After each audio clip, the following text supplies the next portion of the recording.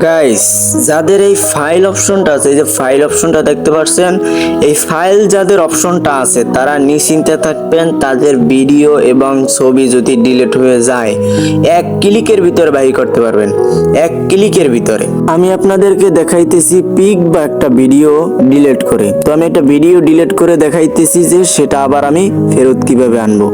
তো ভিডিওটা ডিলিট করা হলো, এখন এক ক্লিকের ভিতরে ভিডিওটা আনবো। তো উপরে ওই যে তিনটা দাগ দেখতেছেন, ওই জায়গায় টিপ দিবেন। উপরে সেই তিনটা দাগের উপর আমি টিপ দিলাম। টিপ দেওয়ার পরে এই অপশনটায় টিপ দেবেন, এই যে অপশনটা, এই যে অপশনটা এখানে টিপ দিবেন। টিপ দেওয়ার পরে এই যে দেখেন আমার শত শত ভিডিও এখানে শো করছে। তো এখন কিভাবে ভিডিওটা আবার গ্যালারির ভিতরে এখান থেকে নেবেন সেটা আমরা দেখাইতেছি।